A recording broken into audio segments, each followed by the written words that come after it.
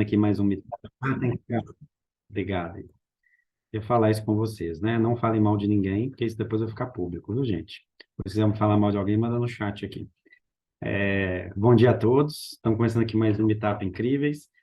É, cada, a cada 15 dias a gente está retomando aqui o bate-papo sobre economia circular de embalagens, muito alinhado ao que a gente vem discutindo, né? Então, normalmente a gente tem os projetos andando, a gente traz um pouco de reflexão sobre alguma ponderação e linka com os meetups, né? A gente fez o último meetup de reuso de embalagens, aí na segunda passada, depois do meetup, a gente fez um workshop de reuso de embalagens, que a Marcela, a Júlia estiveram conosco, né? Jaque, eu e Natália, então foi bem interessante lá, né? Tinha uns 30 e poucas, 35 pessoas discutindo, ampliando um pouquinho o entendimento da palavra reuso, né? Como é que a gente usa a palavra reuso e como é que ela pode ser utilizada, tanto tecnicamente quanto mercadologicamente falando. E hoje nós vamos falar de um tema de uma embalagem específica, né, de vidro, que a gente já fez alguns meetups no passado, inclusive. É um tema que a gente fez uma pesquisa junto com a GV no passado, a gente já publicou, depois quem tiver interesse, me manda uma mensagem lá no LinkedIn, André Menezes, que eu mando para vocês conhecerem. E o objetivo é discutir um pouquinho do tema que a gente até falou, né, Marcela, na segunda-feira, sobre as embalagens infinitas, né, metais, vidro, e a gente vai falar um pouco de vidro aqui. E para isso a gente tem duas convidadas especiais aqui, a Marcela Evangelista, da Valora, que eu conheci na segunda, mas descobri que eu já conhecia, né, ela trabalhou numa startup que a gente acelerou no passado, e agora está na Valora. Fiquei bem impressionado aí com algumas coisas que ela me contou. Eu acho que vale a pena trazer para discussão. Obrigado, viu, Marcelo? E estamos também com a Isabela Rossato, que é da OIS Illinois, também uma parceira do Hub desde o início, acompanhando, né, a trajetória.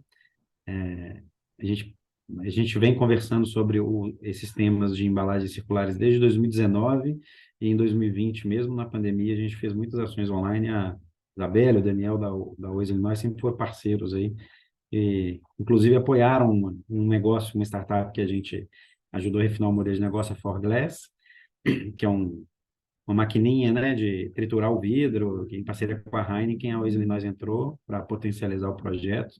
Super parceiro. Obrigado pela participação, Isabela.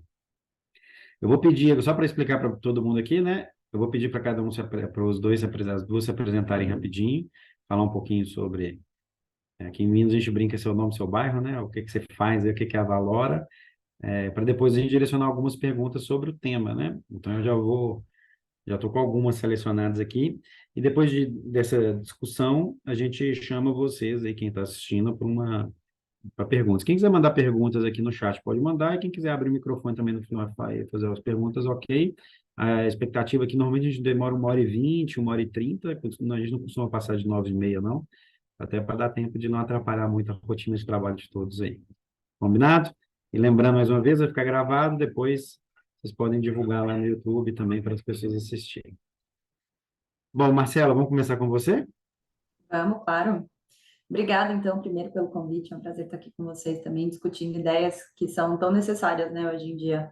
A gente fala muito sobre sustentabilidade, fala muito sobre reciclagem, sobre reutilização, mas a gente não pratica tanto, né? Então, acho que ter esses espaços é um ponto primordial para a gente gerar o debate e compartilhar cada vez mais essas boas ideias e insights que a gente vai tendo. Então, além de agradecer, né, acho que só para situar um pouco quem ainda não conhece a Valora, quem não me conhece, eu sou ecóloga de formação, então sempre trabalhei nessa área de desenvolvimento urbano e soluções sustentáveis, gosto muito do tema.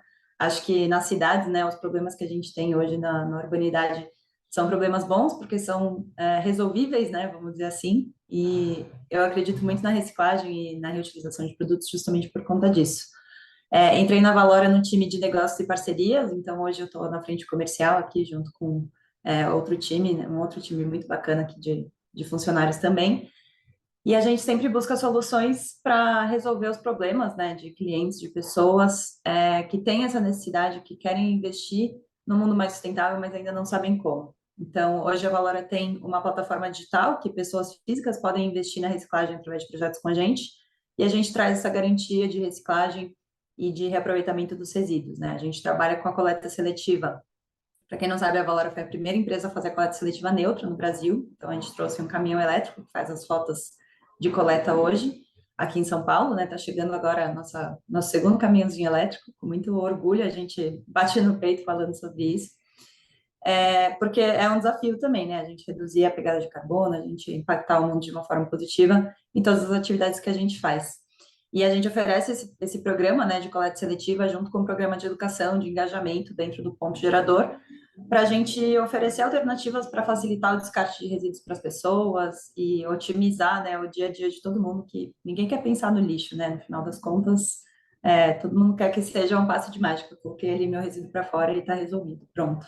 Mas não é bem assim, né? O próprio vidro, ele não vai ter fim, né? O vidro, ele é infinitamente reciclável e ele é infinitamente duradouro também. Então, acho que tem que ser menos uma preocupação, né? E mais uma facilidade para todo mundo. E é isso que a gente visa trazer aí. Então, só para situar também mais um pouquinho, né, do porquê que a gente está falando aqui do vidro, a Valora desenhou um MVP em BH, na sua terra aí, André, só para te trazer mais orgulho, que foi um MVP justamente de circularidade do vidro. Foi um projeto que a gente desenvolveu com alguns parceiros, entre eles a Brasel, a Masfix, que é uma transformadora, né, de caco, onde a gente faz a coleta nos bares e restaurantes de BH. BH, para quem não conhece, tem uma cultura do espetinho e da long neck que é sensacional. Eu recomendo quem for visitar aí BH a participar de um evento desse, porque é maravilhoso. E no final acaba gerando muito resíduo de vidro, né? E aí a gente entrou com essa inteligência que a gente já tem da coleta seletiva para otimizar essa gestão de resíduos no geral e a coleta do vidro em bares e restaurantes. Então, acho que é por esses motivos e um pouco mais, né, que a gente está aqui convidados. Legal, obrigado, Marcelo. Uma Imagina. pesquisa aqui da Prefeitura de BH, quando a gente foi fundar o Hub, a gente fez uma inscrição para prefeituras, né? E várias prefeituras inscritas no Brasil, a gente selecionou 3 para participar da criação do Hub, BH foi uma delas, Fortaleza e Sorocaba, né? Que são muitas prefeituras super engajadas com a economia circular. Em BH, eles apresentaram um relatório que só o fato de ter espetinho, né, e gerar muito resíduo de vidro one-way long neck, reduziu em 7 anos o tempo de vida útil do aterro sanitário. Então, tem um impacto relevante. E como o vidro ia para o aterro, eles criaram algumas políticas de obrigar os grandes geradores a recuperar diretamente, né? Foi, inclusive, quando nasceu um pouco a Forglass, e ela começou a oferecer isso como serviço para os bares e restaurantes de Belo Horizonte, o pessoal da sede. Muito interessante. Obrigado, Marcela, por compartilhar. Isabela, prazer retomar aí as conversas. Obrigado aí pela disponibilidade. Se quiser falar um pouquinho também, se apresentar e falar um pouquinho da Oi Illinois, seria ótimo. Ou vocês falam só Oi agora? A Oi. gente fala OAI, é. Oi. Bom, então eu sou a Isabela. Na Oasis Illinois eu faço parte do time de marketing e comunicação, mas eu tenho também essa pegada, enfim, na sustentabilidade e tal. Então eu também participo dos projetos que a gente toca, como o Volte Sempre e outros, enfim, N projetos de sustentabilidade que a gente faz por aqui, sempre visando passar essa pegada de por que que é importante reciclar, né? Quais são os benefícios, qual é o impacto da reciclagem do vidro, tanto para reuso quanto para ele virar uma nova garrafa, o que que isso impacta no meio ambiente, né? E também está aqui o Alexandre Macário, que hoje ele é nosso gerente de economia circular. Então, ele é fundamental para trazer esses projetos, né, e tocar esses projetos dentro da ONS também. E se você quiser falar, Macário. Legal, Macari. Olá, gente, tudo bem? Prazer, obrigado, Isa. Bom, então, como a Isa comentou, né, a UAI, a gente é o maior produtor de embalagens aí do mundo e, consequentemente, o maior reciclador também. A gente estima aí que no Brasil a gente deve reciclar perto de metade de todo o vidro que está disponível, né? No Brasil, infelizmente, ainda 60% desse material acaba indo para aterro sanitário, lixão, por uma série de questões do nosso sistema como um todo, né? Desde do poder público responsável pela coleta, pela educação do consumidor que desconhece a forma de descartar, a necessidade de uma responsabilidade compartilhada com as marcas e projetos, né? Nesse sentido. Então, a gente vem tocando esse tipo de iniciativa. Acredito que tem que ter uma aproximação muito maior entre a indústria e a base da cadeia, para que a gente possa alocar recursos de forma eficiente e em quem resolve, né, o problema quem está lá, no dia a dia. E falando enquanto vidro e embalagem infinita, que eu acho que é um tema muito bacana aí, né, que quando a gente vai pensando na economia circular como um todo, o primeiro tópico é o design, né? Então, você pensar no vidro por si, a gente comenta aí, assim como os metais, é um monomaterial permanente, pois ele é feito a primeira vez, não precisa de outros recursos, então tem uma série de questões aí que contribuem para essa transição da economia linear para circular. Então, e a ideia, eu acho, de um hub como esse, que nasceu para o projeto da Froglass, como vocês comentaram, e essa a maior junção das mãos entre stakeholders aí, de todas as cadeias, é cada vez mais importante, principalmente em um país nosso, continental como o nosso, né? O vidro, enquanto material, ele não tem um problema de reciclagem, um problema dele é logístico, basicamente, né? E logístico falando da casa da pessoa e até as nossas fábricas. Então, e aí não existe uma solução, né? Reciclagem é uma questão regional. Então, o problema de São Luís do Maranhão é diferente de Curitiba, que é diferente de Belo Horizonte. E por isso, cada vez mais é necessário aí. E às vezes a gente fica trabalhando muito em um projeto dentro de casa, quando a vê tem 3, 4, 5 empresas já pensando para o mesmo lado, e a gente tem que ficar cada vez mais das mãos para que isso aconteça aí. Essa aqui eu acho que é uma ótima oportunidade aí. E, inclusive, eu falo até com outros materiais, tá? Porque como a gente aproveita ativos, né? Caminhão que vai para lá vazio e tal. Então, essas coisas todas. Então, estamos aí. Legal, Macário, obrigado. Quando a gente fala de vidro, ele é um tema legal para a gente no Hub, que a gente sempre olha para toda a cadeia, né? Vidro, papel, metais e plástico, e toda a cadeia mercadológica que essas embalagens geram. E por que um Hub de embalagens? Porque no passado, quando a gente estava olhando, a gente não estava olhando para embalagem, a gente estava olhando para mudanças climáticas.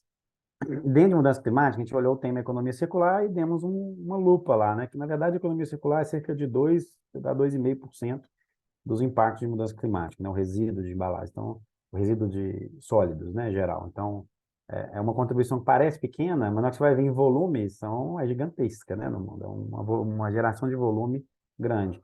Por mais que não impacte só na mudança climática tão grande quanto a energia, ele tem uns impactos de vida, né? A gente vê as grandes ilhas de resíduo no oceano, os lixões e aterros sanitários ocupando nossos territórios, e tem vários outros fatores que nos levaram a crer que era um tema importante para a gente dar uma olhadinha.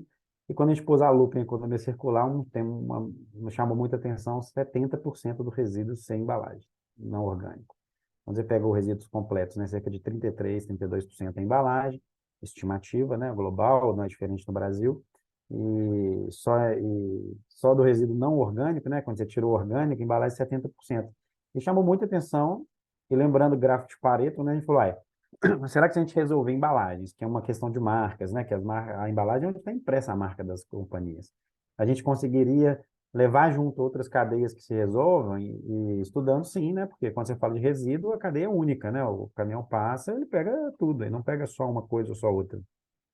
E sempre falando de serviços ambientais, dos catadores, né, e como que a gente gera valor para o catador também pegar o vidro, que é um grande desafio.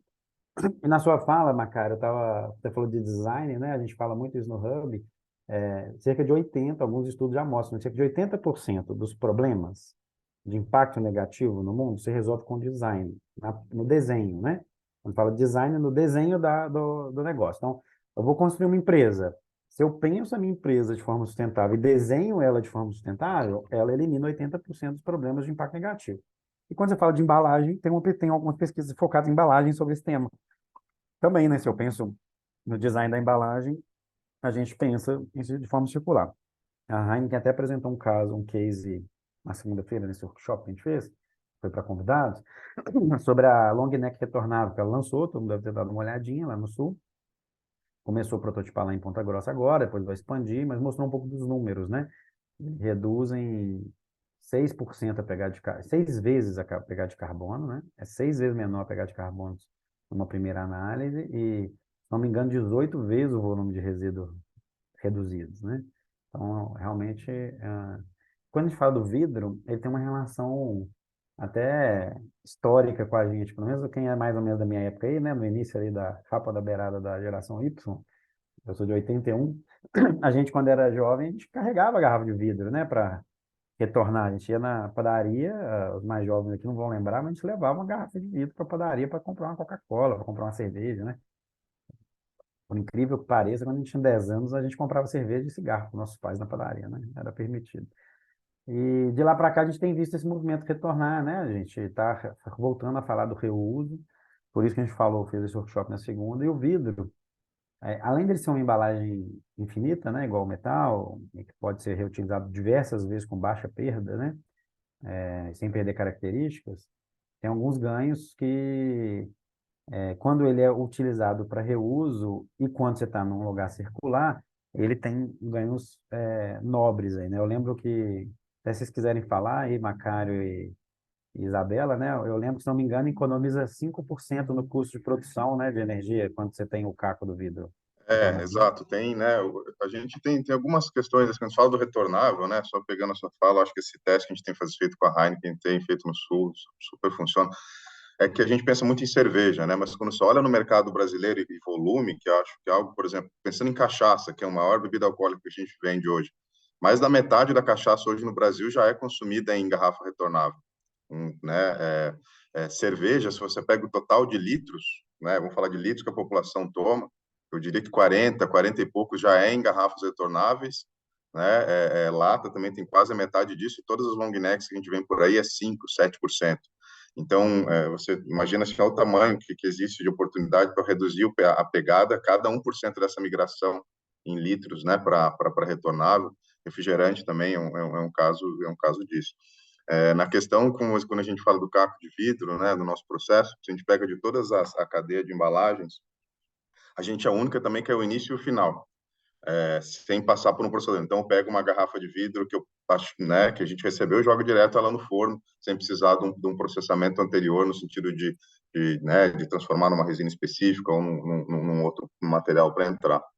Então, isso também vai trazendo algumas vantagens para a gente tentar resolver essa questão da cadeia. E quando a gente usa o caco, a questão da eficiência energética, o presidente, o dia, fez uma analogia muito interessante, é como se botar um pão pré-assado no forno.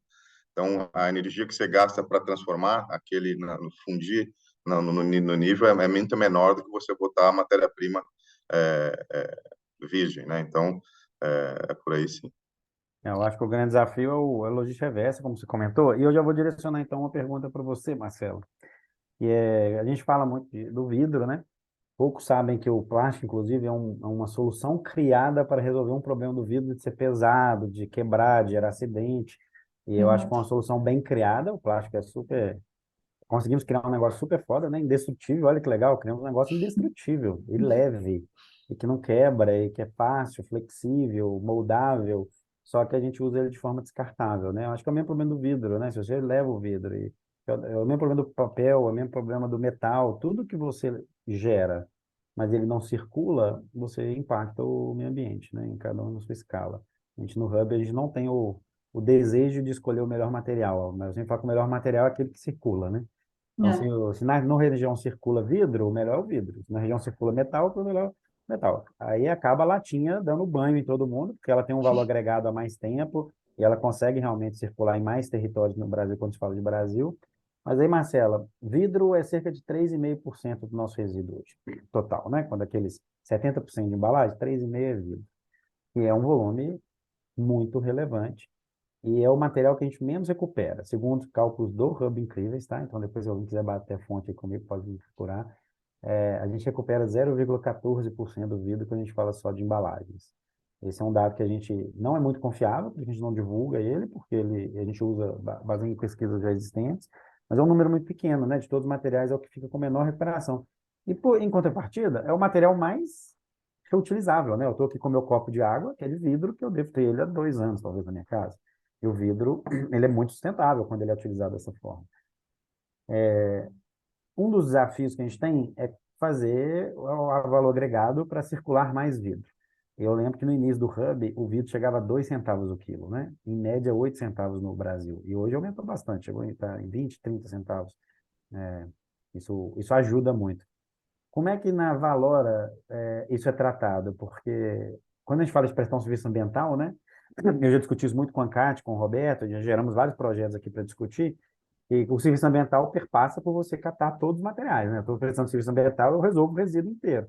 É uma solução quando a gente pensa em negócio. E quando eu ficava vendo o catador na porta da minha casa, ele pega o papel, pega o plástico, pega o metal, mas ele não pega o vidro. E quando você É. pergunta a ele por quê, ele fala, "Ué, não dá dinheiro, não consigo vender, fica lá parado, né? Gera. E ele tem justificativa e eles conhecem muito. Ele fala, ó, fica lá gerando vetor, né? poluição, e depois no final do ano a gente tem que mandar para o aterro e vira uma discussão. Tem que ter uma solução para o vidro diferente. Hoje, graças a Deus, estão catando um pouco mais por causa do preço. Tem tudo a ver com dinheiro, né? A gente tem que usar modelos de negócio para perpetuar soluções, eu falo isso, né? Quando você transforma em negócio, você perpetua, porque ele se autorregula, né? Então, eu queria perguntar um pouquinho como na Valora vocês trabalham vidro e que tipo de parceria vocês têm, como que vocês já... Você contou um pouquinho do projeto de BH, que eu fiquei curioso de saber um pouco mais de detalhes. Se você puder exemplificar para a gente o desafio de recuperar e circular o vidro. Acho que foi um pouco do que o Macário falou. O problema do vidro, na verdade, é logístico, né? Porque todo mundo sabe que o vidro é reciclável, acho que não resta dúvida sobre isso, né? É um material que ele tem uma dificuldade de chegar do ponto gerador até o ponto que vai processar ele e reutilizar esse caco para novos produtos. Mas a gente trabalha aqui da seguinte forma: primeiro, tentando facilitar esse descarte. Então, se o material está limpo, ele vai para o reciclável, independente do que é, né? Se é plástico, vidro, o que for. Porque se ele estiver limpo, a gente vai conseguir reutilizar. Se ele estiver muito sujo, com o resto de material orgânico, como você disse, é muito complicado e a gente pode acabar comprometendo lotes inteiros de embalagens por conta de mistura, né, de alimentos e vetores, enfim. Então, nos pontos, a gente faz um trabalho bem importante de conscientização, de educação de todos os usuários, moradores, funcionários que trabalham ali, seja no bar, no condomínio, no restaurante, para incentivar esse descarte correto e para mostrar também como isso pode otimizar o dia a dia deles, né? O vidro é um material muito cortante, muito preocupante para quem está mexendo. Então, a gente já passou por diversos lugares que tiveram problemas trabalhistas, do funcionário se machucar, de ter que ficar fora porque se cortou, enfim, dificuldades que tem ali no dia a dia que podem ser totalmente minimizadas se você tem uma armazenagem, um descarte adequado, né? Então, o primeiro ponto acho que educar a sociedade no geral, né, a população, a fazer o descarte do vidro quando ele está quebrado e quando ele não está quebrado. Que esse é um primeiro ponto ali para quem vai coletar esse vidro depois, né? Quando é a gente que coleta, a gente costuma segregar o vidro. Infelizmente, o caminhão é um só, né? Aqui no Brasil, a gente não tem a segregação por frações, a gente coleta tudo junto, mas isso também não é um problema.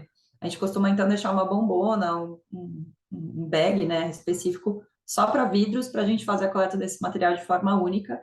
Primeiro, porque é um material muito pesado. Então, a gente precisa otimizar ali a carga, né, e o transporte, porque hoje a coleta é feita por seres humanos ainda. Ainda bem, né, também, porque é um mercado de trabalho que a gente tem muito a explorar. Mas, em contrapartida, a gente não tem, como você disse, os catadores independentes, que são os grandes responsáveis pela reciclagem no Brasil hoje, fazendo a coleta desse material. Se é um material pesado, que carrega resto de bebida, que não tem valor de mercado, esquece, eles não vão ver valor nisso e não tem por que eles coletarem também, né? O que a gente precisaria impulsionar esse trabalho deles através de um pagamento, né, pela coleta e pela destinação desses materiais, para desenvolver essa cadeia através dos catadores, que, na minha opinião, aqui particular, daí, tá, independente da Valora, eu acho que é um grande caminho a ser explorado, porque culturalmente no Brasil a gente entende, né? Todo mundo quer ajudar o catador, todo mundo separa o papelão ali na porta do estabelecimento e deixa ali, porque vai vir um catador. E por que não fazer isso com o vidro também, né? Mas, ao mesmo tempo, a gente tem que gerar condições saudáveis dele coletar esse material. Imagina você tracionar ali um carrinho com toneladas de vidro. É impossível, é muito pesado.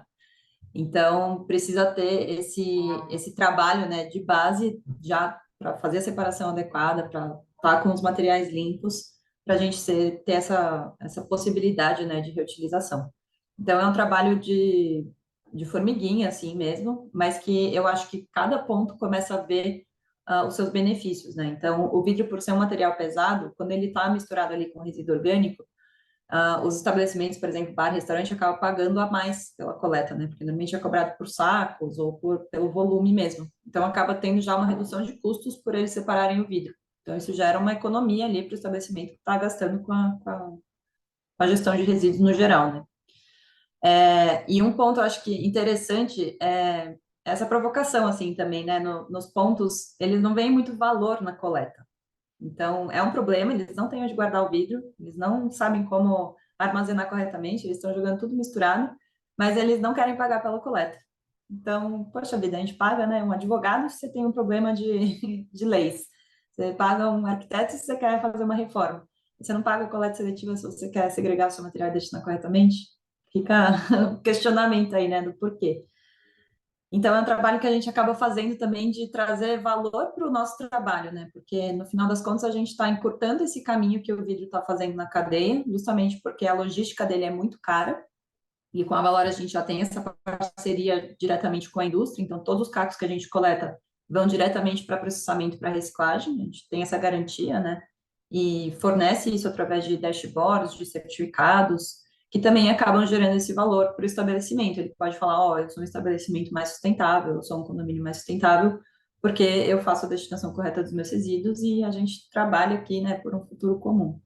E hoje em dia, como tem crescido muito também, acho que essa questão dos consumidores, né, dos usuários procurarem por marcas, por estabelecimentos que têm essa preocupação, acaba sendo uma boa forma aí também de ir contornando, né? Então, mais ou menos é isso, tá? As dificuldades, os desafios e como a gente tem lidado um pouquinho com esse desafio de coletar os vidros em todos os pontos que a gente atua hoje.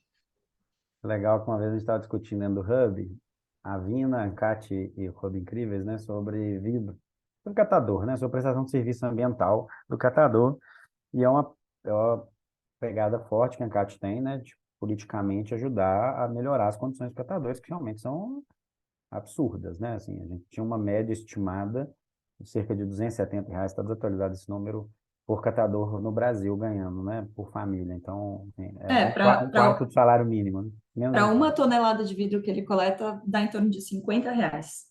Pois é. Então Imagina. tinha. Aí aí ele falava muito disso na reunião, o Roberto, e o pessoal da Ancate, eu fui no meu prédio, parei, fiquei vendo lá, eu sempre conto essa história, né? Fiquei vendo os catadores passar. Passaram 7 catadores antes do caminhão da prefeitura e ninguém pegou o vidro. E eu falei com ele, eu falei, ô Roberto, você falou que o catador presta serviço ambiental, mas no meu prédio não fez isso não, ele falou, vai catar tudo menos o vidro. Você não cata o vidro, ele não está prestando serviço ambiental. Aí ele falou assim, ué, mas ninguém remunera ele por isso? Aí que eu saquei, a gente criou um sprint de catadores junto com a Ancate, com a Vina, nessa época.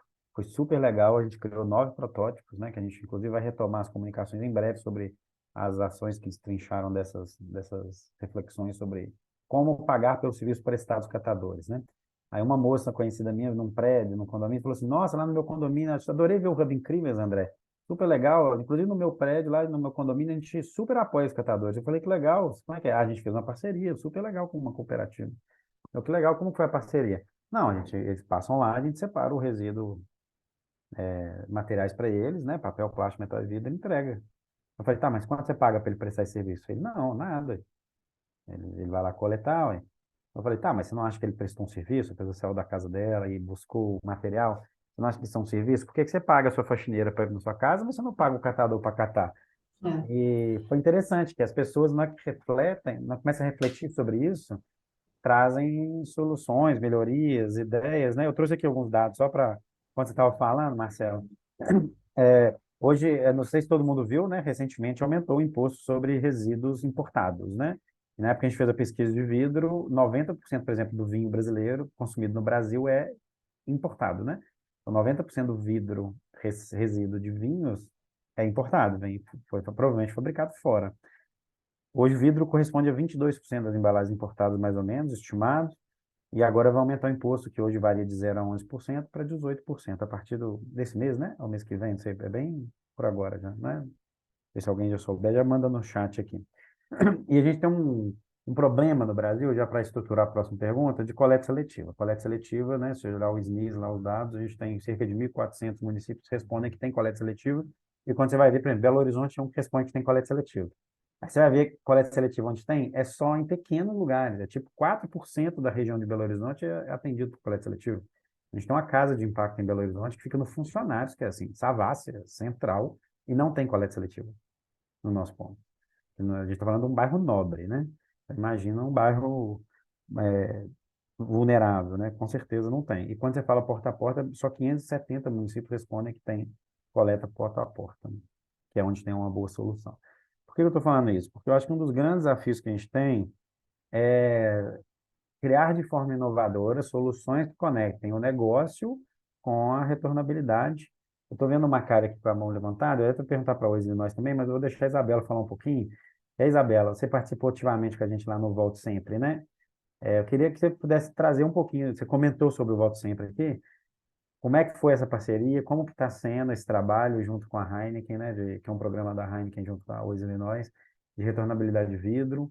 Eu sei que teve um investimento recente de crescimento, né?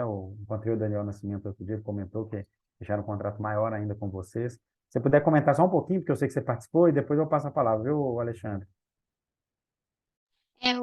O primeiro Volte Sempre, na verdade, é, não era uma ideia tão grande, né? Igual esse 2.0 que a gente está chamando, que começou recentemente.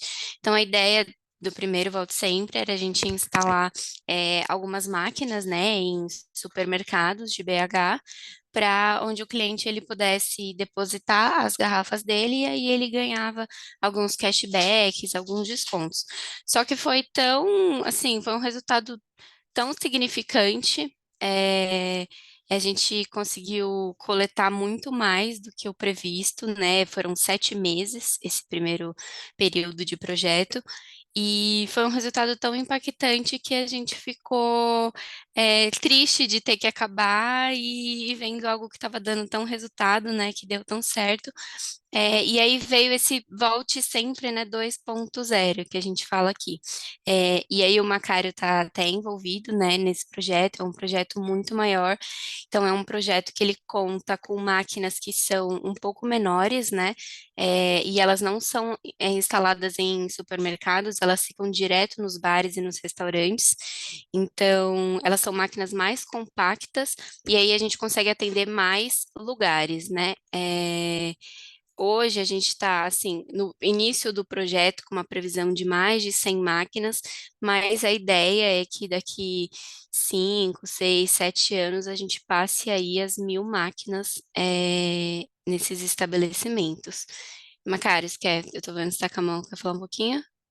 Não, perfeito, Isa, assim, então é bom ver um projeto que nasceu nesse hub, né? Então, eu só queria voltar um pouco antes na questão dos catadores, na fala da Marcela, muito rapidinho. A gente, ano passado, patrocinou uma pesquisa com o Cataqui, com o pessoal lá, que conhece como ninguém o mercado né, como que funciona o dia a dia dos catadores autônomos. E aí era uma pesquisa sobre o dia a dia, uma pesquisa etnográfica que eles fizeram, passaram junto com os catadores, sabendo como que é mesmo, e a gente colocou algumas perguntas específicas do vidro. E até só para dizer que é alinhado tudo que vocês falaram, que a gente perguntou, puta, pergunta zero, você acha vidro para coletar? Sim, acho, né? A pergunta essa não chega. A chegar, que é o principal problema é que eles não pegam, porque há uma jornada da vida do catador, que ele começa com sacolas normais, depois ele pega um carrinho no supermercado, depois ele pega uma carrocinha alugada, depois, se der tudo certo na vida, ele começa a pegar com uma Kombi. Então, como nesse primeiro nível, então, grande parte desse pessoal, como você falou, o peso é um problema. Às vezes, nem tanto o valor. Perguntou, por que você não pega vidro? É por causa que paga pouco ou por causa que você... É por causa dessa questão, né? Porque ele consegue carregar 10 quilos, ele tem que fazer a conta no que gera renda para ele. Então, eu acho que e a gente precisa endereçar esse tipo de iniciativa aqui. E Tá? Então, acaba, e desculpa. acaba que vira um problema de adicionalidade mesmo, né? Que a gente fala aqui de adicionalidade de massa. A gente não consegue trazer esse volume agregado para ser É, um exato. número. E aí você vê municípios pagando R$ 200 na tonelada para aterrar, que é o custo médio municipal aí, entre coisa para aterrar, que você pega quase 4 vezes, como você falou, que recebia um catador, o município gasta para aterrar 1 tonelada de qualquer material hoje no Brasil, na média. Então, são dados aí que você, poxa, como é que né, essa conta fecha? Então, eu acho que isso é bem importante. E só finalizando a questão do Volte Sempre, como a Isa comentou, assim, a gente tenta resolver alguns problemas com isso, né? Um é prestar um serviço para os bares e restaurantes, né? A gente também identificou nessa prova de conceito, tinham bares que gastavam R$ 2.000 de saco de lixo para armazenar garrafas de vidro por mês. Então, falou, ó, você vai passar disso, você vai ter um serviço de coleta, né? Então, quem opera as máquinas é o próprio pessoal do estabelecimento e também alguns deles falando, ó, eu gastava 5 metros quadrados para armazenar garrafa no final da noite. E esses lugares, metro quadrado, agora tem 4 mesas ali. Então, você começa a trazer, né, pelo próprio pilar de sustentabilidade, que é bom para o ambiente, bom para a comunidade, para as pessoas ali, algo que é economicamente viável. Ele, como grande gerador, teria que estar pagando para fazer aquilo, e a gente está prestando serviço não só para ele, mas também para o poder público, e fechando esse loop aí com uma eficiência maior. Tá? Então, é um dos projetos que a gente está tentando tocar. Então, Legal, deixa eu vou comentar aqui. A gente tem essa casa de impacto em Belo Horizonte, né? Que a gente pretende abrir 5 no Brasil depois, a gente está prototipando em BH. E aqui a gente pensou no design, né? Já que a gente ia fazer um coworking com restaurante, a gente pensou no design, Hoje a Heineken é a nossa parceira de cerveja, né, no local, mas também a Ambev já patrocinou o Hub, né, a gente lida com as marcas todas, e a gente desenhou tudo on tap, ou seja, se a pessoa já está no estabelecimento e vai consumir a cerveja, por que que eu gero resíduo, né? Esse negócio não faz muito sentido. A gente fez um design errado. Só que é o padrão, né? Se olhar 99,99% dos bares e restaurantes servem garrafa de cerveja, né? Latinha. São itens que são super nobres para quem vai levar para casa. Para quem tem... Como é que você pega a cerveja do supermercado e leva para casa? É na latinha, no vidro. Mas se você já está no restaurante, por que que você faz cerveja em latinha? Não faz sentido. Aí o que que a gente criou? 99% das nossas bebidas são on tap, né? Aí sim, tem um custo de design, né? Eu tive que construir uma câmara fria, eu tive que fazer um investimento de 50 a 100 mil reais para poder fazer isso. Não é qualquer restaurante que tem essa capacidade. Mas ao fazer isso, eu eliminei esse desperdício e aumentei minha margem de lucro, porque o chopp dá um lucro um pouco maior. E aí a Heineken, por lá, a Heineken Zero, por exemplo, né? Que ela não tem on tap, ela só tem long neck. Então, a gente tem lá o long neck e faz o serviço de direcionar para a reciclagem corretamente, né? Mas a gente tem, por exemplo, a Coca-Cola KS, que ela é retornável, a água Ingá, que é retornável, aí também tem a água Mamba da Better Drink, que é em latinha, né? Que aí é mais sustentável. Assim, dá para os pontos pensarem melhor na sustentabilidade quando você fala do mercado on, né? Que é o mercado bares e restaurantes. Aí vem a pergunta aqui, tá? Aí, Macari, talvez a pergunta que eu tinha guardado para fazer para você, talvez você possa contribuir com o trabalho sempre, e Marcela também, Isabela, queria se complementassem. Eu fiquei pensando numa pergunta aqui, tá, Alexandre? Aí nós vamos esquecer nossos guarda-chuvas aqui, os Então, chapéus que vamos a gente lá, a tá. ideia é Vamos essa. falar como André e Alexandre, moradores do Brasil e cidadãos que querem resolver o problema de economia circular. Como fazemos para o ponteiro mexer? Tem sido feitas várias ações, o Voto Sempre é super legal, a Brab tem um trabalho super relevante também de retornabilidade, eu acho que a gente vai evoluir, eu brinco que a gente está sempre evoluindo. Isso é uma pesquisa, vou usar um exemplo aqui, tá, para facilitar a sua resposta, mas, cara, isso é uma pesquisa da ONU que falou que as mulheres vão ganhar igual os homens daqui a 81 anos no Brasil, depois mudou para 100 e poucos anos, mas eu vou guardar a pesquisa anterior. Olha que legal, as mulheres já vão ganhar igual os homens daqui a 80 anos, o que que eu preciso fazer? Nada. O que que a gente faz? Pensa no problema. Eu sou pai de menina, né? Então, para mim, mais do que como gestor de impacto, né? Minha filha vai viver numa sociedade de desigualdade. Como é que a gente faz? A gente não quer mudar para amanhã, né? Não dá para reduzir de 81 anos para amanhã. Mas como é que a gente faz reduzir isso para 20, 15, 10 anos, né? Para a gente poder ser mais ágil nessa ajuste de um erro cultural da sociedade. E a gente tem um erro cultural no bares e restaurantes. A gente gera muito resíduo de vidro, plástico, papel e metal. Como é que a gente faz, falando de vidro, para mexer no ponteiro? Para a gente sair do 0,14% que a gente estimou no Hub e ir para 10%, sabe? Não é de 0,14 para 0,50 ou de 0,5 para 2. Vai para 10, para 15, para 20%. Você que está no mercado, você que está no mercado aí de vidro, como é que você analisa e responderia essa pergunta? Bom, primeiro eu quero depois entender esse 014 aí, tô curioso, Todo vamos, mundo vamos, fica, depois a gente... sempre gera polêmica, né? Não, mas vamos lá, a gente tem que ter o melhor número para tomar as melhores decisões. Mas vamos lá, sobre a sua pergunta, eu tenho uma frase que eu tenho repetido que é o seguinte: a responsabilidade compartilhada traz prosperidade coletiva. Então, é algo que eu tenho insistido bastante nisso, e isso, quando eu falo responsabilidade compartilhada, eu acho que tem alguns mecanismos que precisam acontecer e já estão acontecendo com o próprio Decreto de Lei 11.300, que foi publicado no final do ano passado, onde ele traz nome e sobrenome de que cada elo da cadeia precisa fazer para resolver um problema comum, que é a questão do vidro, por exemplo. Né? Então, como se disse, precisa uma união de política pública, precisa uma questão da indústria, precisa uma questão das máquinas e entendimento dessa questão social também, para que a gente possa resolver e profissionalizar isso e trazer um trabalho digno, as pessoas trabalhando com EPI, com carteira assinada, seguro de vida, etc, etc. Então, acho que como você fazer tudo isso de uma vez, eu acho que alguns trabalhos demoram, como falo, a gente aprende as coisas, né, sem crachá, ou pelo amor ou pela dor. Então, falando, quando vem uma legislação que coloca licenças de operação em xeque quando não atingem as metas de reciclagem, você acaba trazendo diversos mecanismos de financiamento para a cadeia, seja os próprios créditos estruturantes, né, de programas, como você falou, da própria Brab e outros que existem por aí, que adicionam valor na cadeia, porque no final do dia, se ela não é economicamente viável, ela precisa extrair, pegar recurso de algum lugar que excede. Então, essa cadeia ela precisa de alguma coisa acontecer. Então, o que está acontecendo, por exemplo, hoje já com o decreto de lei que está fazendo? Então, 80% do vidro hoje consumido no Brasil é de um raio de 300 quilômetros das fábricas de vidro. Vamos falar assim, porque as fábricas de vidro hoje no Brasil estão nos grandes centros metropolitanos. Então, aí é uma questão muito mais educacional e política pública, como você disse. Por exemplo, imagina, depois eu até mando para vocês, tem um estudo que o BCG, o Boston Consulting Group, fez de como resolver esse problema. Essa mesma pergunta que você falou nos Estados Unidos. Ele botou algumas etapas. A primeira delas é o seguinte: como garantir que o vidro que já está disponível chegue para reciclagem? Porque, dando um exemplo do seu prédio, você separa, tem toda uma preocupação, vai lá, tem uma pessoa que separa, todo bonitinho, gasta com aquilo, vai no caminhão compactador, chega na unidade de tratamento da Prefeitura de São Paulo, vai tudo para aterro, porque não existe equipamento lá, ou porque uma série de questões não acontece, e eu precisando de vidro desesperadamente. Então, para que isso você precisa de algumas coisas, por exemplo, uma política pública relacionada a grandes festas. Só vou consentir o alvará se você contratar um catador ou um processo de coleta seletiva do resíduo daquela festa.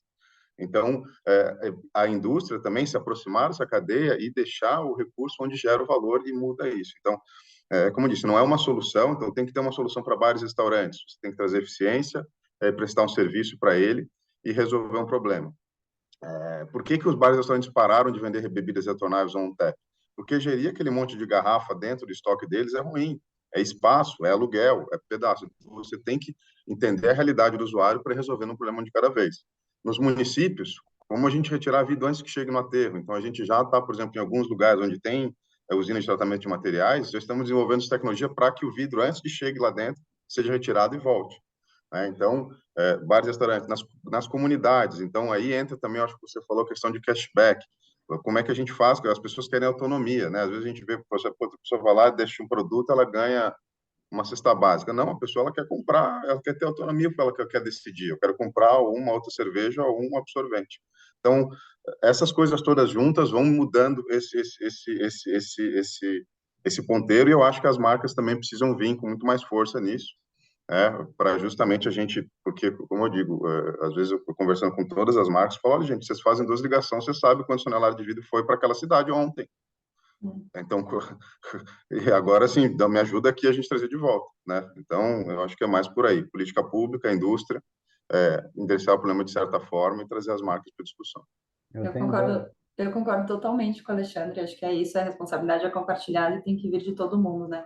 Se eu não me engano, até, eu não sei se mudou, mas tinha uma legislação falando disso, né? Se o vidro, ele está sendo produzido e gerado o resíduo até 250 quilômetros, é o fabricante que tem que coletar, e se for mais de 250 quilômetros, são as marcas que têm que fazer. É o decreto de lei esse agora que foi publicado que define esses raios, né? Então, exato.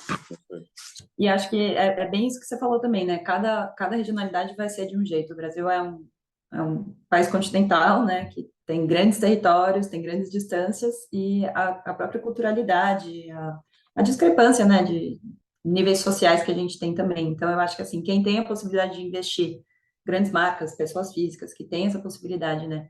Tem que investir na recuperação do vidro, seja como for, seja através de projetos, seja tirando um pouquinho da verba de trade marketing, colocando um pouquinho na coleta ali. E quem não tem que ter mecanismos de impulsionamento para fazer isso dessa forma, né? Então, o cashback eu acho que é um deles, mas, assim, particularmente falando da nossa operação, o que a gente vê é que a gente atuando no ponto gerador mesmo é muito mais efetivo e a gente consegue um ganho de massa muito mais expressivo do que trabalhando com pontos de entrega voluntária, com a boa vontade das pessoas em fazer essa entrega, né? Porque, mais uma vez, é um produto complicado, né? Muito difícil, não sei, se tiver alguém aqui que faz, acho que seria até bom ouvir, mas alguém que separa ali numa sacola semanalmente os seus vidros, os seus resíduos e leva para algum lugar, porque não tem a Eu coleta levo para seletiva. Forglass, que é no Supernosso, que é perto da minha casa, né? Mas Sim. Aí você ganha 10 centavos para comprar outra Heineken, isso aí. Exato. Exato. Então, acho que esse é um ponto, né? Ter essa possibilidade é um dos grandes incentivos e uma das grandes formas de se comunicar com o consumidor. Mas em termos de volume da nossa Ele é experiência, pelo menos, básico. Eu acho que o grande impacto do é muito mais programa, para baixo. mim aqui, é conscientização da minha filha, porque eu levo ela põe Isso, as garrafinhas lá, e ela se conscientiza e entende o quanto isso é importante, né? exato. Vai que Tem ela alguns vira uma bares desse de Belo empreendedora. Horizonte, gente, que chegam a gerar 10 mil long necks por mês. Então, assim, é muito saco de lixo. Desculpa, te interrompi, André. Exato, é um volume grande, né? Quando você olha, o volume às vezes é maior do que o próprio bar, né? O bar é uma portinha e o volume que gera O ocupa a Vaca esquina Louca é um inteira. desses lá em BH. Isso aí. Tem Isso vários. quando não tem escada, sobe e desce de garrafa, de fardo, nossa, é uma loucura. Esse é um ponto bom também. Quando o vidro está triturado para fazer a coleta, para fazer essa operação logística mesmo, de levar de um lado para o outro, é muito melhor, né, do que quando está a garrafa inteira, porque você está otimizando espaço e conseguindo carregar muito mais garrafas em um recipiente ali. Eu vou reforçar minha pergunta, porque eu não me dei por satisfeito com as suas respostas, vocês dois, tá? Não estou satisfeito ainda. Eu não acho que só responder que precisa da cadeia inteira, que é complexo, vai resolver. Eu gosto de coisa prática. E Vamos nessa. Aqui no Hub a gente faz projetos práticos. Então vamos supor, pode virar uma realidade essa suposição, tá? A gente quer fazer um projeto prático com a Valora e com a Ois Illinois, tá? O Hub vai mediar. A gente já tem a Heineken, que também gosta de vidro, a gente já teve outros parceiros que olham para vidro, a gente tem capacidade, poder de convocatória para chamar boas organizações e pessoas relevantes da cadeia do vidro para nos ajudar. Eu vou contar duas historinhas enquanto vocês pensam numa resposta melhor para mim de qual projeto a gente pode como fazer. A primeira historinha, eu fui na casa de um conselheiro meu jantar. E ele falou, não, eu moro num condomínio super sustentável. Eu escolhi esse condomínio porque ele é 100% circular, eu amo circularidade, né? Aí eu desci com ele depois do jantar, fui conversar com o porteiro. Falei, vocês fazem aqui separação, separamos. Mostra lá, deixa eu ver. Aí ele falou, aí tá vendo, André? Eles recuperam tudo, velho. O catador vem aqui e pega tudo. Eu falei, que legal. Ele pega até vidro. Aí o cara falou, pega até vidro. Tinha um lugar separado de vidro. Qual que é a cooperativa que pega aqui? Ele me deu o telefone. No dia seguinte eu liguei para a cooperativa. Falei, que legal, vocês recuperando. Vende o vidro? Vendemos o vidro. Vou fazer uma visita aí. Aí fui lá fazer a visita e conversando com os catadores. O que acontece com o vidro? Não, né, ninguém compra. Fica aqui estocado e depois a gente descarta de alguma forma. Essa é uma história, tá? Depois eu voltei, meu conselheiro, falei, não é tão circular. Está em aterro o vidro do seu prédio. E ele não sabia. O porteiro não sabia e o gestor que falava da cooperativa falava com ele que era circular. Isso também aconteceu lá em Telêmaco Borba, que foi a nossa primeira cidade que a gente prototipou o T60, território 100% circular. A gente chegou lá, o SNIS, eles respondiam que atendiam 100% do território com coleta urbana. Depois a gente tinha um dado já refinado, o local que a gente ajudou a analisar, que chegou em 85% atendido. Claro, né? Super impossível você atender 100%. Sempre vai ter ali 10, 15% de zona rural, que o caminhão não chega. Então não tem como. Aí o prefeito ficou até com raiva, mas o secretário, né? Mas eu pago a empresa para atender 100%, está no contrato. Eu falei, não adianta você pôr no contrato, se o caminhão não passa na rua. Não é sobre contrato, é sobre acesso. E interessante o tema que eles respondiam assim, a gente recuperou 160 toneladas de vidro no ano passado. E a gente foi lá na cooperativa ver esse sucesso, né, de recuperação de vidro, e estavam a 160 toneladas lá já no ano seguinte. Não tinha sido recuperado, estava lá no pátio. Eles contavam como recuperado só o fato de ter coletado o vidro. E lá na cooperativa, eles juntavam dinheiro e pediam apoio para mandar isso para o aterro ao final do ano. Então, eles tinham todo o trabalho logístico complexo, do vidro que vocês falaram aqui, para depois ele parar no aterro do mesmo jeito, né? Não fechando o ciclo. O que eu estou falando nessa história? Que é muito comum a gente ver projetos de marketing, né? Que não chegam no final e geram impacto. É a mesma coisa que na garrafinha da Forglass, tritura, todo mundo fica feliz, e depois ela pega o caco e joga no aterro, entendeu? Eu sei que não acontece porque tem a Ois Illinois agora, né? Eu acho que o fato de ter um player de vidro ali, Massix ou Ois Illinois junto, ajuda muito. A pergunta é essa, eu queria fazer um projeto prático. Alexandre, Isabela e Marcela, que claro, que dê os retornos de mídia, de comunicação, mas que seja focado na fechamento de ciclo para o vidro, para um território. O que a gente poderia fazer? O que vocês entendem que a gente pode fazer sem precisar esperar mudar uma legislação, usando a legislação existente, né? Usando os recursos que temos. Eu até brinco com o pessoal o seguinte, eu compro, estou só esperando ter uma montanha de vidro para eu comprar. O problema não é, assim, o mercado por vida, a demanda existe, né? Então, E primeiro, muita, né? Até o aumento de preço do vidro está ajudou pela isso. Hoje, a escassez. gente chegou a ver, até com o que aconteceu no resto do mercado, o pessoal que acompanha cooperativas viu, a gente chegou a ver que cooperativas hoje estão vivendo do vidro, que antes não existia essa discussão. A Ah, gente então, quer esse problema de alta demanda, né? exato, ele já existe. Mas, assim, hoje, o que o Marcelo falou, assim, por exemplo, onde que estão os grandes geradores? Bares, restaurantes, condomínios e prefeitura, né? Seja aterro, lixão, etc., que faz esse transporte. Eu acredito que tem um potencial muito grande, pouco explorado ainda em condomínios, tá? Porque o vidro ele vem segregado por pessoa. Assim, a estimativa de geração de vidro é meio quilo por pessoa por mês. Em uma cidade turística, 1 quilo. Então, você pode fazer a conta que um prédio de 100 apartamentos gera 1 tonelada de vidro por mês. como que a gente acumula, gera, tem alguns projetos que hoje andam no Brasil nisso, mas acho que é uma oportunidade grande, a gente está à disposição, pode fazer uma prova de conceito em qualquer cidade. Hoje eu estou buscando vídeo em 23 estados. Então, a barreira logística que tinha no passado, hoje não existe. Então, da Amazônia até, enfim, Mato Grosso. Então, posso marcar aqui com a Marcela. A gente chegou a falar, acho que eu bati um papo com o meu time no passado aqui. Se a gente tiver um projeto com 3 pontas, tem alguém na ponta, alguém operando e a gente lá atrás, botando para dentro do forno, podemos fazer amanhã. Eu acho que essas são uma das grandes soluções. E outro também que você comentou, tá, André, de quando chega na cooperativa, a gente tem feito uma aproximação junto a cooperativas também, de fazer com que essa venda acabe sendo direto para a indústria, até para que os créditos estruturantes acabem indo direto para a cooperativa. O valor que muitas vezes as marcas colocavam acaba não ficando 100% e você não acabava estimulando isso. Então, você trazendo esse crédito direto para a cooperativa, eu acredito, ou né, uma boa parte dele, e achando outras formas de fazer com que quem colete ganhe mais, aí você aumenta o bolo, para de ficar só de rouba-monte que a gente fala aí. Então, acho que são algumas dessas iniciativas que eu vejo. E outros também que a gente precisa combater é a questão de falsificação. É um problema Exato. enorme no Brasil. Qualquer cooperativa que você vai, às vezes, também que fala que coleta as garrafas de bebidas premium, tá toda separadinha num cantinho.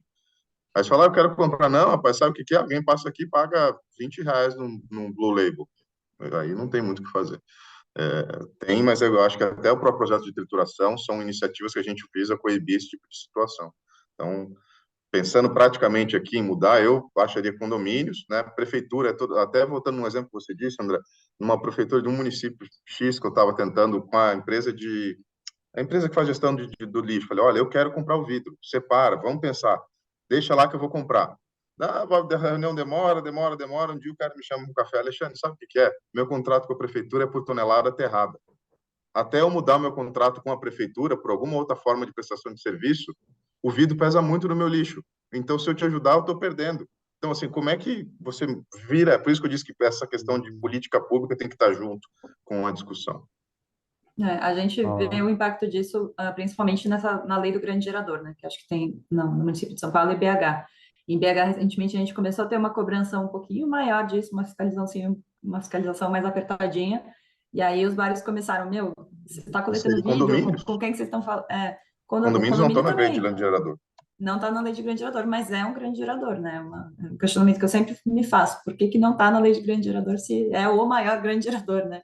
Olha que E isso é bom, legal. na verdade, né? Porque a gente tem a concentração do material ali, o que pode ser quase uma descentralização da segregação dos materiais. Então, assim, se a gente faz esse trabalho de educação, de conscientização com as pessoas para fazer o descarte correto, a gente consegue coletar isso de uma forma com uma qualidade muito maior. Se a gente tem a indústria com 85% das indústrias com problema de qualidade do material que chega, quando a gente faz esse trabalho de engajamento de conscientização com as pessoas, a gente diminui isso, né? A gente consegue ajudar eles a otimizar essa reutilização dos materiais. E além da lei do grande gerador, né? Hoje a gente tem diversos decretos e crédito de lógica reversa, crédito de massa futura, crédito de embalagens estruturantes. Então, assim, mecanismo legal é o que não falta. Eu acho que o que falta um pouco é essa questão da fiscalização mesmo, né? Do público, da nossa fiscalização social também, né? A gente botar a mão na consciência ali, falar o que eu posso fazer de melhor, onde que eu posso ir consumir, que o bar é responsável, que o restaurante está dando destinação correta para os resíduos, porque cada um ali tem a sua responsabilidade. Por isso que eu acho sim que a resposta para a sua pergunta, André, é a responsabilidade compartilhada. Obrigado. É, E como é que a gente faz isso um modelo de negócio? Sim, eu acho que tudo isso já está mapeado, né? Os custos, tanto de operação quanto de processamento do CAC, não é difícil, tá? Mas precisa, acho que também compartilhar, a responsabilidade dos custos também precisa ser compartilhada. Legal. Isabela. Eu acho que, na minha opinião, eu vejo assim, duas coisas fundamentais. Primeiro é fazer essa conexão de toda a cadeia, então, que nem no exemplo que você deu, a cooperativa ia lá, pegava o vidro dos prédios e tal, mas ele ficava juntando aquele vidro lá, o que é uma coisa que dá custo, que gera custo para ele, e no fim mandava para o aterro. Então, na minha opinião, falta uma indústria também tá junto nessa base, né? Porque a indústria precisa e quer o vidro. Então, a gente tem que juntar mesmo toda a cadeia. E para mim também falta uma grande, assim, conscientização das pessoas, porque, falando até pela UAI, a gente já fez esse tipo de projeto no passado, de fazer parcerias com grandes condomínios, geradores, e a gente via que o potencial de vidro que aquele condomínio tinha não era o que chegava para a gente no fim. Então, faltava muito conscientização do próprio pessoal do condomínio e lá na casa dele, separar, fazer o lixo só de vidro, o lixo, apesar da gente oferecer é, o espaço para jogar o lixo, o espaço para os outros recicláveis, às vezes a própria pessoa não ia lá e separava. Então, além de tudo isso, falta essa conscientização no início da cadeia. Eu acho que se a gente traz essa rastreabilidade, né, de onde está vindo o resíduo, para onde ele está indo, isso gera um conhecimento de dado também, né? A gente trabalha com fatos aí e consegue estruturar efetivamente planos que funcionem para cada localidade. Cheio de pergunta aqui no chat aqui pra gente aqui, viu, gente? Eu vi a resposta, a Júlia perguntou aqui sobre a melhor solução, né, de triturar, evitar falsificação e ganhar autonomia retornável. Eu acho que são a OA, enquanto indústria do vidro, nós defendemos o retornável. Eu acho que ele é algo super importante, uma solução para um monte de problema que a gente tem enquanto sociedade. Tem garrafa de cerveja, só não sei se vocês sabem, depois a gente pode mandar, toda garrafa tem o seu ano de fabricação. Então, às vezes, outro dia eu tomei aqui uma cerveja produzida em 82, né? Então, ainda girando no mercado. Então, a gente estima que só dessa garrafa 600, que é essa normal que a gente tem, a marronzinha, umas 2,5 milhões de toneladas devem estar girando no mercado dessa garrafa. Então, quando eu digo para você fazer então a gente defende sim esse modelo, porque todo ano ela vai quebrar, enfim, por algumas quebram por ineficiência logística, alguma coisa tem uma reposição. Então, e é uma das vantagens que a gente entende do vidro em relação a essa transição da economia circular, tá? Então, mas para o ponto de vista de reciclagem, quanto mais a gente triturar, mais perto da origem, melhor, tá? Porque o vidro, por exemplo, você tem aquelas caçambas, na reciclagem a pessoa usa muito aquelas caçambas de 20 toneladas, que chamam roll-on, roll-off. Uma delas de garrafa cheia, ela tem a capacidade de 30 toneladas, mas de garrafa cheia cabe 10. Então, imagina um negócio desse andando 1.000 quilômetros, com 30% de 60% de ociosidade. Então, por isso que a gente defende a pegada de carbono começa aí né, no restante da cadeia. O E me, contador, me corrija se estiver errado também, mas eu acho que para cada 100 quilos, para cada tonelada de caco reutilizado, é mais ou menos 100 quilos de CO2 evitado, não é isso? Mais ou menos. A cada 6 toneladas de vidro reciclado, 1 tonelada de CO2 deixa de ser emitido, mais ou menos. Depois a gente faz as conversões aí. Regra de 3 Falou aí. o número. Enfim, é expressivo, né, no final das contas. legal. Concordo com você. Pessoal, vocês perceberam que eu adoro contar história, né? Vou contar a historinha da Michelin para vocês, que a Michelin vende pneu, e o pneu dura 80 mil quilômetros, 40 a 80 mil quilômetros, né? Normalmente. E ela foi prestar um serviço. Ela falou assim, em vez de eu vender pneu, eu vou alugar pneu, né? Vou transformar o pneu em serviço. E é um case super conhecido global, já tem alguns anos, e o pneu magicamente começou a durar 300 mil quilômetros. Né? O pneu alugado, o pneu vendido ainda dura 40 mil quilômetros. Por que eu estou contando historinha? Que tem a história da Brastemp também com bebedor de água. Sempre que nosso modelo de negócio está baseado no o lucro como resultado, eu adorei a sua fala, Macário. Assim, eu acho que uma coisa que a gente pode fazer, tá? Mapear todas as cidades que têm contrato por tonelada aterrada. Quando o design do contrato está errado, a gente erra tudo. Eu também, se eu tivesse uma empresa que era Lixo tonelada é um problema de design em geral, né? Se você for pensar. se você me der um contrato com uma prefeitura que é tonelada aterrada, eu ganho mais dinheiro, eu vou deixar talvez de enterrar, de reciclar, de circular, eu vou querer enterrar, velho. Então, a gente errou no design. Então, a Jaque já está ali pensando, viu, Jaque? Anota aí do meu time aqui já. Vamos desenhar uma possível pesquisa para a gente analisar quantos municípios têm esse tipo de contrato desse tipo com tonelada aterrada e como é que a gente pode, além de mapear, chamar essas prefeituras na chincha mesmo, sabe? Falar assim, ô, vamos lá, no próximo você tem que melhorar isso, né? Próximo edital, ano que vem, vamos mudar? Quanto é o próximo? Já pensou a gente criar um centro público no nosso BI Incríveis, Jaque, de controle?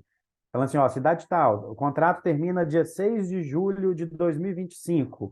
O prefeito é fulano, o e-mail dele é esse Começa a aqui. ligar lá. Vamos ligar? Vamos encher o saco dele para essa cidade, pelo menos ter. Olha que o padrão de modelo de contrato tem que ser feito, né? Não adianta falar que está errado. Melhores práticas, né? Tem que falar qual que é a melhor prática. Eu acho que isso é um grande ganho. Porque isso é uma ação de ativismo, mapeamento, pesquisa, que pode gerar em números um resultado exorbitante. Talvez aí 30 vezes mais do que o Glasgow da Abrab, Você que é sabe super relevante. que 30% da despesa gerada nos municípios é gestão do lixo. Então, imagina municípios que tem, e no Brasil, se eu não me engano, de 5.500 municípios, 5.000 tem menos de 50 mil habitantes. É que um município tem uma arrecadação desse tamanho. Você acha que o cara não consegue. E ainda é uma das maiores fontes de campanha política. Então, por isso que a gente diz, gente, precisa estar Exato. tudo conectado aqui para que a gente Eu ia depois a falar gente. isso sobre campanha política, tá? A gente está falando aí de R$ 5.600 por habitante por mês de gasto. É muito gasto. É um volume altíssimo de gasto. 5.600, vou repetir, viu, gente? Isso é baseado em uma outra cidade, não é a média brasileira, não. Depois eu já pegar a média no SNIS lá. O SNIS deve ter essa média já, que é, mas de algumas cidades que a gente analisou no passado, era 5.600 por mês por habitante de arrecadação. Então dá para fazer um trabalho super foda com 5.600 por habitante, velho. Não tem espaço para trabalho. Desculpa, 5.600 por 1.000 habitantes, né? Por habitante é muito. É R$ 5 por habitante. Mas vamos lá. Anotei aqui o que vocês falaram, né, da tonelada, 2,5 milhões de cerveja. A gente tem eu estou retomando aqui, acho que foi o Macário comentou, se não me engano, da cadeia do catador, né, que vocês patrocinaram a pesquisa do Cataqui, que o catador ele vai do a pé carrinho até. E a gente fez nesses sprint catadores, um dos protótipos, um dos mapeamentos que a gente fez era a dificuldade de quão flexível era o tipo de catador que existe no Brasil. Você tem um catador que fica na transportadora de correias, você tem um catador que fica no administrativo da cooperativa, você tem um catador que vai para a rua a pé sozinho, você tem um catador cooperado, o associado, o MEI, o empresa pequena, EPP, que normalmente é junto com a família, né? Então você tem a família catadora, tem uma série de variações do tipo de catador, e a gente vai iniciar uma pesquisa agora esse mês. Isso já está sendo mapeado aqui pela gente há algum tempo, desde desse sprint catadores de 2 anos atrás, da gente desenhar todos esses perfis, mapear todas essas pesquisas, tipo essa do Cataqui que existem, né? Como é que a gente consolida todos os dados existentes num lugar, num centro só, né? O Hub tem esse papel. E aqui nessa pesquisa, a gente pode colocar um pouquinho sobre essa percepção do vidro, né? De forma mais específica para alavancar. E eu acho que a gente achou um pequeno projeto aqui, viu, gente? A gente podia Ó, mapear quais cidades têm esses contratos por tonelada aterrada, porque eu acho que, olha só que legal, eu falei um trem aqui com medo de ser infeliz, já que a gente está entre players de vidro, e todo mundo concordou, velho. Não faz sentido a gente estar num bar bebendo uma long neck one way, sabe? Mas esse é o nosso modus operandi, nós não vamos mudar isso de hoje para amanhã. porque você tem que pensar no usuário, né? Por exemplo, quando a gente pensa por que aconteceu isso, pela mesma coisa que as pessoas não. A questão da praticidade, tem um monte de coisa que a gente vai mapeando o velho stream map, mas também a dificuldade de cada agente da cadeia, né? Desde a gente enquanto consumidor e o próprio do bar também. Então, e também se vocês conseguiram. Não sei se a Vidro tem isso, alguém. É que os municípios também que têm lei de grande gerador, que isso também é outra coisa que. Né? Como que o condomínio. Por exemplo, em São Isso a Paulo, os gente já condomínios fez, não são de grandes a gente já geradores. tem essa pesquisa já. Tá? Todos os municípios, a gente tem uma pesquisa sobre todas as legislações municipais do Brasil Que legal. relacionadas à reciclagem, à circularidade de embalagens, né? Aí, compartilha com a gente, André. Bem legal. Uma coisa que eu também queria citar aqui, que uma vez a gente estava conversando não, conversando não, a gente levou uns executivos para visitar Caseara, Tocantins. A gente pegou 12 executivos e levamos lá para Caseara, Tocantins, para fazer economia circular, para ver o que circulava. E a gente foi visitar os lixões, aterros sanitários, numa cidade de 5.000 habitantes, que tinha lixão ainda, né? Mas que fica. Por que Caseara, Tocantins? Porque lá tem 5.000 habitantes e ele fica no ecótono, né? Que é o encontro da Amazônia com o Cerrado. E é a área de maior preservação que pode existir. O ecótono é a zona de transição de mata. Então, ele tem a proteção da Amazônia e também tem a proteção do Cerrado. E lá a gente tinha lixão, e lá no lixão tinha todas as marcas, né? Você ia lá, você tinha Boticário, Natura, Ambev, Heineken, né? Todas as marcas estavam lá. E a reflexão era sobre isso, era sobre regeneração. Como é que a gente faz para evitar? Não adianta eu só compensar o crédito com o volume coletado em São Paulo. Não vai tirar a garrafinha ou o pacote de fralda da Johnson Johnson lá de Caseara, né? E a gente levou os executivos lá para a gente refletir sobre isso, pensar sobre isso, e foi muito interessante que a gente achou um catador. de latinhas lá. E a gente parou ele para perguntar. Ele era da cidade do lado, ele ia lá, tipo, 2, 3 vezes por semana catar as latinhas nos pontos que ele combinava. E na caminhão dele tinha um monte de garrafa de vidro. E eu falei, mas você tá levando vidro? Ele falou, tô. Eu vendo cada garrafa dessa aqui por R$ 40. Ele tinha um valor super relevante, que era garrafa de bebida quente, né? Aí nós fomos na Abrap conversar e aí tava lá a Campari, Diageo, Pernod Ricard, todas as empresas de bebida quente, e eles falaram que é um grande desafio a falsificação, né? Porque o vidro, o mercado de falsificação criou um mercado paralelo de alto valor agregado para o catador, que é a garrafa de vidro. E olha que interessante, isso não é um serviço ambiental, né? E o É, catador, o a catador gente, prestando esse serviço lá. a gente já passou por algumas situações assim em eventos, por exemplo, né? Que é um ambiente que tem muita geração, tem todos os tipos de garrafas, e a gente, num determinado momento ali, estava coletando nossos bags, e sempre tem um catador ou outro que olha ali os produtos interessantes e vai separando, né? E tinha um cara separando garrafa de vidro. E aí a gente falou, por que você está pegando essas garrafas e tal, e deixando as outras? Ah, porque essa aqui eu tenho quem compra por um preço melhor.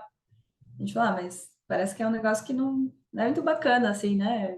Já entendendo o que ele estava falando, porque muito provavelmente ele iria vender para alguém que iria falsificar a bebida. E aí a gente deu esse toque para ele, falou, mas acho que isso aí vai virar bebida que não passaria não bebe.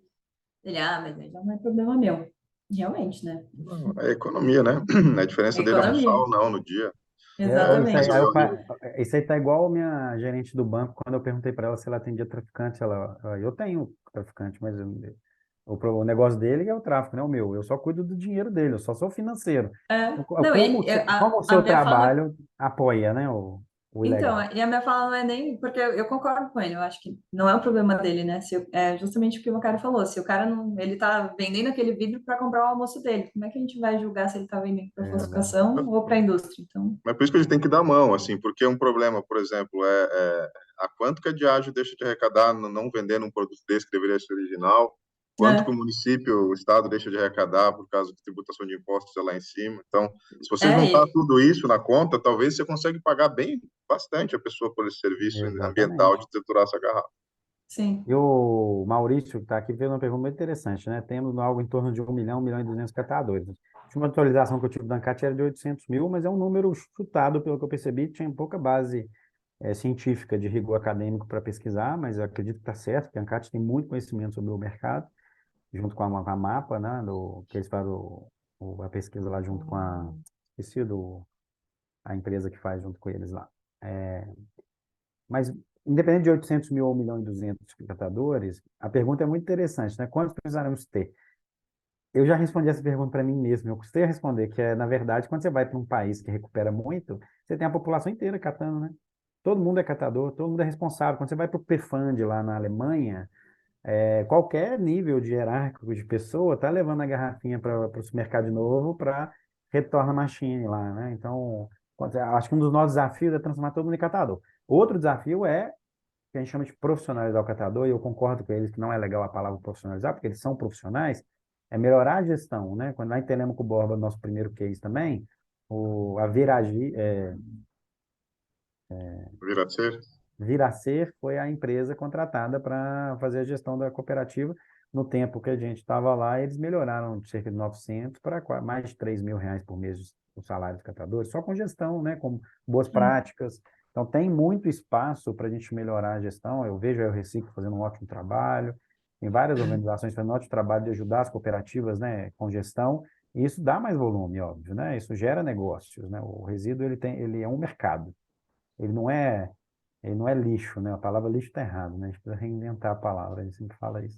Mas E eu acho obrigado que, aí pela e eu pergunta, acho viu, que Laura? tem esse espaço, né, para todo mundo. A Valora mesmo é uma empresa que faz essa parte de operação logística, mas a gente não vê por que não dar a mão também para o catador, para as cooperativas, trabalhar em conjunto, porque Vocês é trabalham com exatamente cooperativas? trabalhamos, porque eles têm um conhecimento, né, uma Exato. otimização ali na hora de triar, gente, que é muito conhecimento mesmo, assim, eles têm um modelo específico de pegar e puxar o material da esteira para você otimizar a quantidade de material que é separado por minuto ali. O catador mesmo, ele tem um conhecimento sobre o lixo que está ali na porta da casa das pessoas muito maior do que, né, muita gente tem, do que a gente tem mesmo. E a gente tem uma chamada agora justamente para isso, que as empresas e pessoas que estiverem interessadas em investir em reciclagem, a gente tem um fluxo que é simples, investe R$ 2, a gente vai coletar 1 quilo de material reciclável misto, o vidro, na nossa gravimetria, né, em torno de 20% disso, então é um volume expressivo, né, porque é um material pesado. E a cada R$ 2 a gente remunera, né? 50 centavos vai um pouco para a cooperativa e um pouco para o catador, por causa desse serviço prestado mesmo, né? Então, acho que é um mecanismo justamente de impulsionamento aí de renda, que é uma coisa que faz parte dessa melhoria de gestão, né? Como você está falando, porque a gente entende também que tem catadores e tem cooperativas que não querem desfazer o seu modelo atual, não querem deixar de se autogerir e não precisa de um Legal. modelo novo, né? Precisa de Mas injeção eu de achei, investimento. a gente até falou na segunda, né, Marcela, que 99% das startups, soluções inovadoras que a gente achou no mercado brasileiro tem a ver com cleantechs de reciclagem, o que é uma Sim, pena, porque reciclagem na cadeia de priorização é o quarto tema, né? A gente tem que falar sobre é, reuso, sobre retornabilidade, a gente tem que falar sobre não geração de embalagem, né? Gera muito volume desnecessário, quanto mais sim, maior o poder aquisitivo, mais resíduo eu gero de embalagem, então tem um problema a ser resolvido conceitual, e quando a gente fala um pouquinho dessa cadeia, né, de geração de resíduo e de embalagens, eu acho que tem uma oportunidade aí da gente também criar negócios que estão fora da cadeia só de reciclagem, né? Por isso que a gente fez o workshop segunda, negócio na área de reuso, negócio na área de design de embalagem, como é que a gente pensa no início da cadeia. A gente está trabalhando nisso no Hub, vocês estão envolvidos, né? Mas como é que a gente cria um modelo de negócio? Eu estava pensando, você falou investimentos, né? A empresa, na verdade, é um investimento, é quase que é um modelo de negócio seu, né? A empresa precisa ter o volume.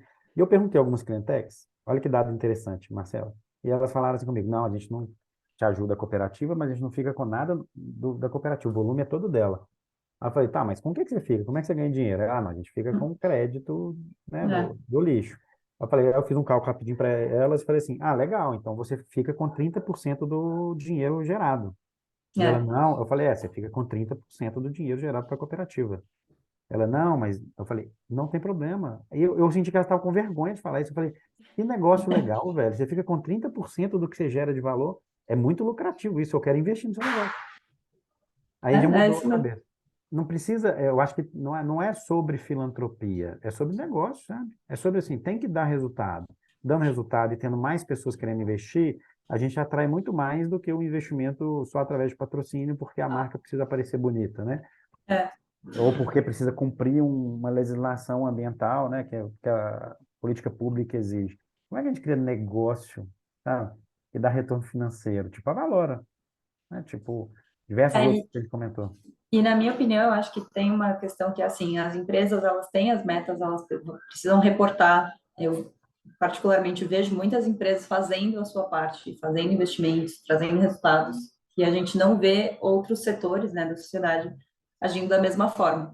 Isso é uma percepção nossa também, cultural, né, que o brasileiro acha que a grande responsabilidade para resolver a cadeia da reciclagem dos resíduos é das empresas e do governo, mas nem sempre, né? Não 100%, eu diria. E acho que uma das coisas importantes de trazer essa questão da educação é a gente entender também um pouco desse tipo do que você estava falando, de como que a gente reutiliza o material, né? Como que ele volta para dentro do ciclo produtivo. Então, a garrafa, ela vira garrafa de novo, mas ela pode virar um copo, ela pode virar, outro dia eu descobri, virar tinta de asfalto, aquela tinta que brilha no asfalto é por causa do vidro. Ela vira cerâmica, né? Porque tem aquela cerâmica vítrea que falam, então na reforma da sua casa, você pode estar utilizando caco de vidro reciclado, sabe? Quando você cria essa mentalidade de, poxa, olha o que eu estou gerando, né, de valor, você deixa de ver o resíduo como lixo e passa a ver ele como um produto. E acho que isso é uma das grandes formas também de mudar um pouquinho essa chavinha e entender o valor mesmo, né, do vidro em si.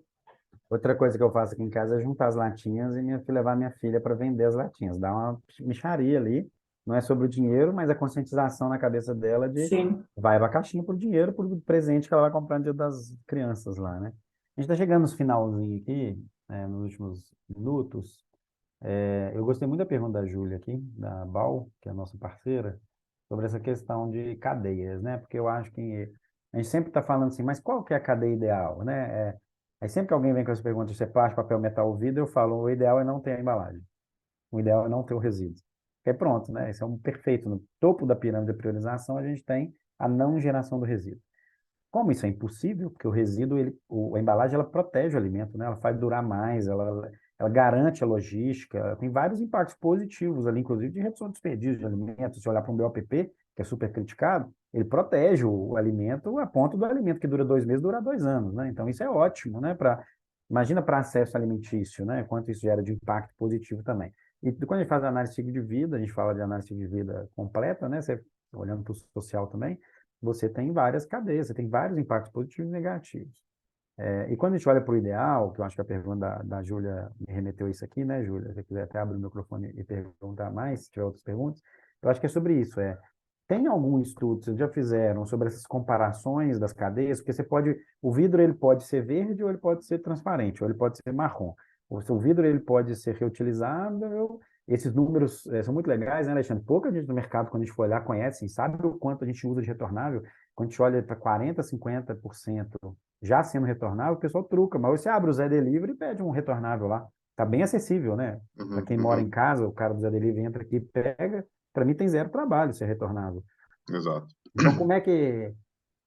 vocês já fizeram algum estudo das cadeias de vidro? Que é melhor triturar e economizar na produção de novo vidro? É melhor eu reutilizar? É melhor eu reduzir a logística, né? E ter mais fábricas menores no mundo distribuído, no Brasil distribuídas, né? Assim, eu acho que isso é tudo ao mesmo tempo agora. Peraí, um pouquinho. O celular bateu aqui. Peraí, só um minutinho aqui. Se você quiser ir respondendo aí, Marcela. Eu acho que é uma complementaridade, né? Não sei, na minha humildade aqui, eu não sei dizer se tem uma resposta certa, porque eu acho que é isso, tem muita regionalidade que ainda precisa ser explorada. Eu acho que descentralizar um pouco a cadeia vai gerar mais resultado, é claro, né? Para otimizar um pouco essa questão logística, que é um dos pontos que a gente fala, e não só para o vidro, né? Mas para todos os resíduos. Acho que ainda tem um território muito bom para a gente explorar, e para isso a gente precisa de investimento em projeto estruturante, né? Então, acho que é uma das respostas, mas pode me Legal. complementar aí, Macário. Vai, Não, Júlia. desculpa, gente, tocou ali no meio da conversa ali, foi até desligar. Não, mas como você disse, assim, são várias coisas que precisam acontecer ao mesmo tempo. Então, tanto essa da retornabilidade, né? Por exemplo, às vezes você vai olhando quais são os limitantes. Às vezes o limitante é a linha de invase disponível, né? Às vezes você pensa qual que é o limitante para ter mais retornável. Às vezes não, às vezes é a própria marca querer disponibilizar aquilo, e para aquilo isso requer todo um investimento por trás para isso acontecer também dentro da cadeia. Então, essa questão de fornos menores também, isso é algo a UAI vem fazendo, depois vocês podem ver, se chama Magma, é uma tecnologia, a gente inventou a máquina de fazer automático, a gente está agora fazendo, há alguns anos nesse protótipo, que são fornos menores, perto das cervejarias, que fornos, inclusive, que possam aí desligar quando tem uma baixa demanda, que hoje não é possível. Então, também vai caminhando para isso, e você vai diminuindo essa pegada ao longo da cadeia como um todo. Eu acho que esse é um dado interessante também. A Júlia está com uma levantada aqui, eu vou levantar, acho que uma bola para ela, mas em termos de redução de energia, de tudo mais, esse é um dado também muito interessante, né? Parece que a gente reduz em 500 graus Celsius a temperatura do forno quando a gente usa o caco reciclado na produção de novas garrafas, né? Alguma coisa em torno disso. Vocês podem corrigir se eu estiver falando besteira, tá? Mas imagina isso em energia, né? 500 graus, cara. Se você está em 20 graus e bate 30, você já fala, putz, que calor. Imagina 500, né? É, Muita energia. e não só na energia, como você para de extrair matéria-prima virgem do ambiente, né? Então tem vários benefícios. Não, só bom dia, gente.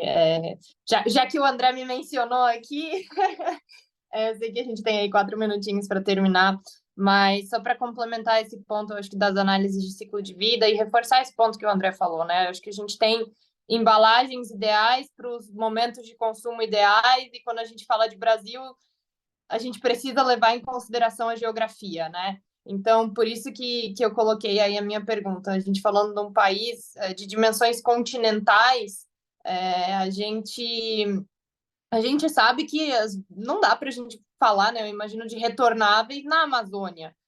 Eu acho que alguém comentou, não sei se foi a Marcela ou o Alexandre, do decreto de vidro, né? Está falando de um raio de 250 quilômetros. A gente sabe que a pegada de carbono de logística reversa também é relevante, né? Quando a gente fala de retornáveis, a gente aqui na BOL acaba conduzindo algumas análises de ciclo de vida. A gente até compartilhou com o André e posso colocar aqui também no chat.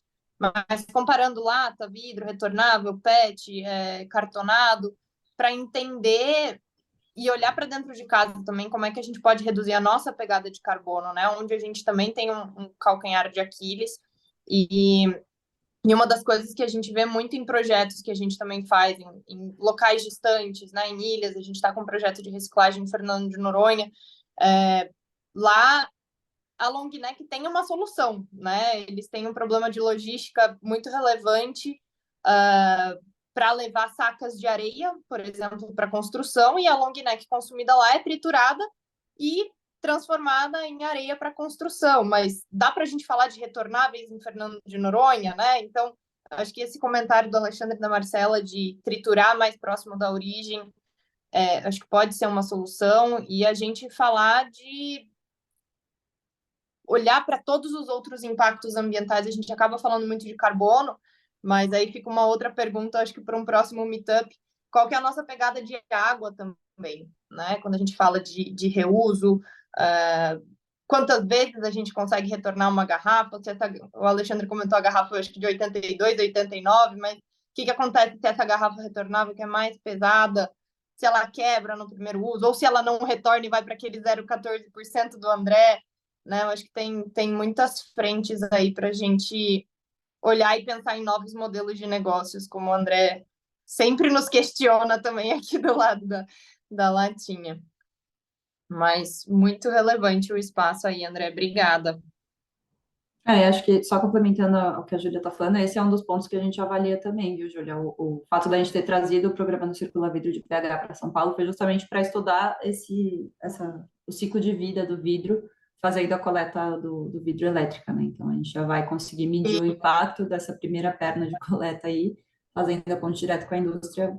Isso vai ser muito otimizado, né? Mas aí os resultados virão nos próximos meses. Vou mandar um e-mail para vocês, para a gente continuar essa conversa. Eu gostei dessa ideia da gente mapear as cidades que têm contrato por tonelada aterrada. Obrigado, Alexandre, já contribuiu demais. Já estou devendo uma Vamos nessa. Tô devendo uma Vamos cervejinha para vamos você. ajudar aí. Fala para ele que eles vão economizar um bocado, tirando o vidro de lá e mandando para a gente.